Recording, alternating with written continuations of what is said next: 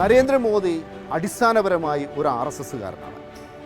RSSന്റെ നയങ്ങളാണ് നരേന്ദ്രമോദി കഴിഞ്ഞ 10 വർഷക്കാലം രാജ്യത്ത് നടപ്പിലാക്കിയത്. മോദി ദുർബലനായാൽ RSS മറ്റൊരാളെ കണ്ടെത്തും. ഭരണത്തിൻ്റെ അമരക്കാരൻ ആരായാലും ശരി, ഭരണം നടത്തുന്നത് RSS തന്നെയായിരിക്കും.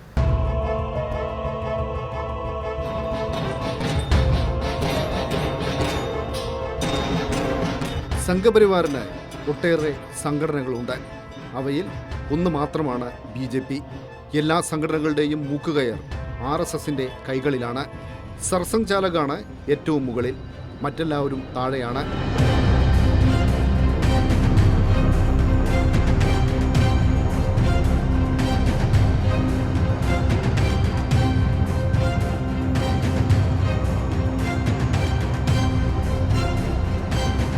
ആയിരത്തി 1925 വിജയദശമി ദിനത്തിൽ മഹാരാഷ്ട്രയിലെ നാഗ്പൂരിൽ വെച്ച് RSS രൂപീകരിച്ചു.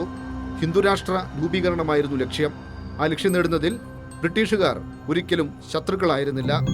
രാജ്യത്തെ ഹിന്ദുക്കൾ ബ്രിട്ടീഷുകാർക്കെതിരെ സമരം ചെയ്ത് സമയം കളയരുത്. യഥാർത്ഥ ശത്രുക്കൾ മുസ്ലിങ്ങളും ക്രിസ്ത്യാനികളും കമ്മ്യൂണിസ്റ്റുകാരുമാണ്.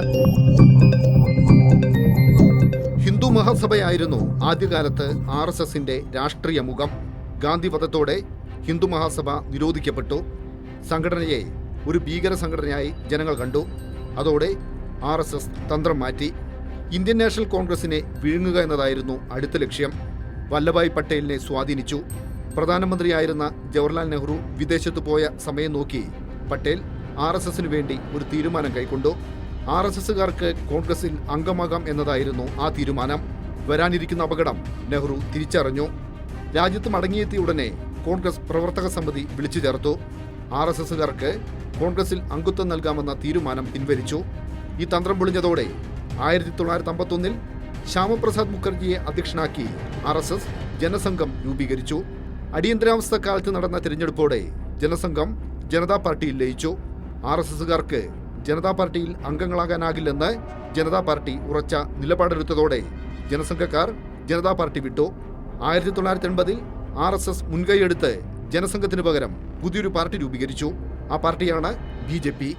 ഹിന്ദു മഹാസഭയായാലും ജനസംഘമായാലും BJP ആയാലും ആ രാഷ്ട്രീയ കക്ഷിയുടെ പിടി RSS സർസംഘ് ചാലകിന്റെ കൈകളിലാണ്. RSS സർസംഘ് ചാലകിനെ ധിക്കരിച്ചതിന് ബൽരാജ് മധോക് എന്ന നേതാവിനെ ജനസംഘത്തിന്റെ അധ്യക്ഷ സ്ഥാനത്ത് നിന്ന് നീക്കി. പാകിസ്ഥാനിൽ പോയി മുഹമ്മദ് അലി ജിന്നയെ പ്രകീർത്തിച്ചതിന് LK അദ്വാനിയെ BJPയുടെ അധ്യക്ഷ സ്ഥാനത്ത് നിന്ന് നീക്കി. ഗുജറാത്തിലെ സ്വയം സേവകൻ നരേന്ദ്രമോദിയെ കണ്ടെത്തിയതും വളർത്തിയതും ഇന്ത്യൻ പ്രധാനമന്ത്രി കസേരയിൽ ഇരുത്തിയതും RSS ആണ്.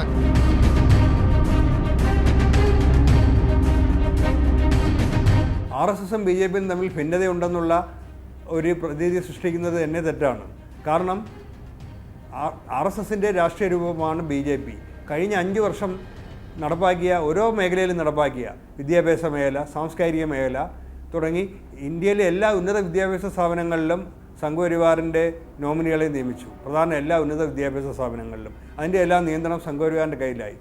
പാഠ്യ പദ്ധതി ബഹിഷ്കരണം, എന്തിനേറെ ഫിലിം ഇൻസ്റ്റിറ്റ്യൂട്ട് പോലുള്ള സ്ഥാപനങ്ങളിൽ പോലും സംഘപരിവാറിൻ്റെ നോമിനികളായ ചലച്ചിത്ര ലോകത്തിന് നിർണായകമായ സംഭാവന നൽകാത്ത ആളുകളെ സംഘപരിവാർ സഹയാത്രികർ എന്ന ഒറ്റ കാരണത്താൽ ഫിലിം ഇൻസ്റ്റിറ്റ്യൂട്ടിൻ്റെയൊക്കെ തലപ്പത്ത് പോലും നിയമിച്ചു. ഇങ്ങനെ സംഘപരിവാർ അജണ്ട പൂർണ്ണമായും നടപ്പാക്കുന്ന രീതിയിലുള്ള ഒരു ഭരണ സംവിധാനമാണ് 5 വർഷം ഉണ്ടായിരുന്നത്. അപ്പോഴൊന്നും RSSും BJPയും തമ്മിൽ ഭിന്നത ഉണ്ടെന്ന് ആരും പറഞ്ഞില്ല. പക്ഷേ സർക്കാരിൻ്റെ ജനവിരുദ്ധ നയങ്ങൾ ശക്തമായി തിരിച്ചടിച്ചു. കർഷക പ്രക്ഷോഭം, വിദ്യാർത്ഥികളുടെ പ്രക്ഷോഭം, മറ്റു മേഖലയിലുണ്ടായ BJP MPയുടെ പീഡനത്തിന് ഇടയായി എന്ന ആരോപണം ഉന്നയിച്ച് ഒളിമ്പിക് മെഡൽ ജേതാക്കൾ ഉൾപ്പെടെ നടത്തിയ വനിതാ ഗുസ്തി താരങ്ങൾ നടത്തിയ സമരം, ഇതിനോടെല്ലാം മോഡി സർക്കാർ സ്വീകരിച്ച സമീപനം രാജ്യം കണ്ടതാണ്. ഇതിനെല്ലാം ഉണ്ടായ തിരിച്ചടി, ഈ തിരിച്ചടിയാണ് ലോക്സഭാ തെരഞ്ഞെടുപ്പിൻ്റെ ഫലം. കലാപങ്ങളിലൂടെ രാഷ്ട്രീയ അടിത്തറ വർദ്ധിപ്പിക്കുക എന്നത് RSSന്റെ രാഷ്ട്രീയമാണ്. ആ രാഷ്ട്രീയം RSS ഇച്ഛിച്ചതിനേക്കാൾ മികച്ച നിലയിൽ മോദി നടപ്പിലാക്കി.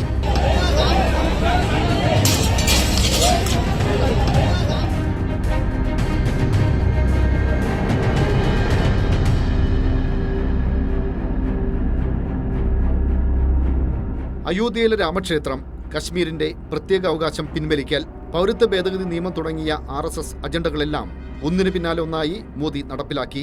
പക്ഷേ അപ്രതീക്ഷിതമായി കഴിഞ്ഞ ലോക്സഭാ തിരഞ്ഞെടുപ്പിൽ കാലിടറി.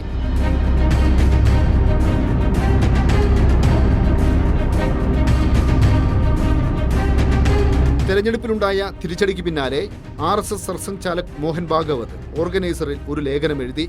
മറ്റുള്ളവരെ വേദനിപ്പിക്കാതെ പ്രവർത്തിക്കണം, സമൂഹത്തിൽ ഭിന്നിപ്പ് സൃഷ്ടിക്കരുത്, പ്രതിപക്ഷത്തിന്റെ വാക്കുകൾ പരിഗണിക്കണം, എല്ലാ വിഷയത്തിലും മറുപക്ഷത്തെ കേൾക്കണം. തെരഞ്ഞെടുപ്പിൽ BJPക്കുണ്ടായ തിരിച്ചടിയുടെ കാരണം പ്രധാനമന്ത്രിയുടെ അഹങ്കാരമാണെന്നും BJP പ്രവർത്തകർ പൊതുവെ ജനങ്ങളോട് വളരെ അഹംഭാവത്തിൽ പെരുമാറുന്നുവെന്നും അതാണ് തെരഞ്ഞെടുപ്പിൽ BJPയുടെ തിരിച്ചടി കാരണമെന്നും ഉള്ള ഒരു ആഖ്യാനമാണ് ചില കേന്ദ്രങ്ങൾ ഉയർത്തുന്നത്. യഥാർത്ഥത്തിൽ ഇത് RSSന്റെ താല്പര്യം സംരക്ഷിക്കാനായി ഉയരുന്ന ഒരു വാദഗതിയാണ്. തെരഞ്ഞെടുപ്പിൽ ഉണ്ടായത് ഹിന്ദുത്വ അജണ്ടയ്ക്ക് ഉത്തരേന്ത്യയിലെ ജനങ്ങൾ നൽകിയ തിരിച്ചടിയാണെന്ന സത്യം അംഗീകരിക്കാൻ സംഘപരിവാർ തയ്യാറല്ല.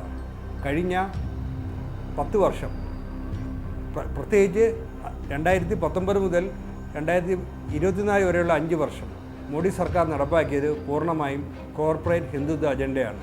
സംഘപരിവാറിൻ്റെ ദീർഘകാല ലക്ഷ്യങ്ങളായ ജമ്മു കാശ്മീരിൻ്റെ പ്രത്യേക പദവി എടുത്തുകളയൽ, പൗരത്വ നിയമ ഭേദഗതി, ഇന്ത്യയിൽ BJPയുടെ തിരഞ്ഞെടുപ്പ് വിജയങ്ങൾക്ക് കാരണമായ രാമജന്മഭൂമി പ്രസ്ഥാനത്തിൻ്റെ ഒരു സാക്ഷാത്കാരം എന്ന നിലയിൽ അയോധ്യയിലെ രാമക്ഷേത്ര നിർമ്മാണം, ഇതെല്ലാം സാക്ഷാത്കരിച്ചത് മോഡി സർക്കാരിൻ്റെ കാലത്താണ്.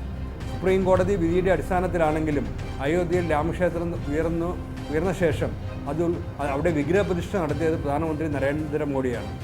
RSS തലവൻ മോഹൻ ഭഗവത് തൊട്ടരികിലുണ്ടായിരുന്നു.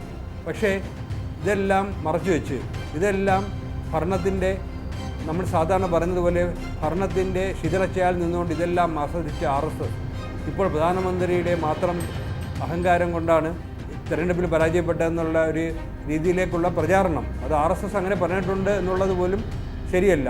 RSS ഒഴുക്കൻ മറ്റ് ചില കാര്യങ്ങൾ പറഞ്ഞതാണ്, അത് വ്യാഖ്യാനം ചെയ്ത്. പക്ഷേ അവർ ആഗ്രഹിക്കുന്നത് ഹിന്ദുത്വ അജണ്ടയ്ക്കേറ്റ് തിരിച്ചടി മറച്ചു വയ്ക്കാനാണ്. ഒട്ടും സംശയം വേണ്ട, മോദി ദുർബലനായാൽ RSS പുതിയ ബിംബത്തെ തേടും. ആ ബിംബം ഒരു സമാധാനപ്രിയനായിരിക്കില്ല. മോദിയെപ്പോലെ ഒരു ലക്ഷണമൊത്ത വർഗീയവാദിയായിരിക്കും. കാരണം വർഗീയതയില്ലാതെ RSSന് നിലനിൽക്കാനാവില്ല.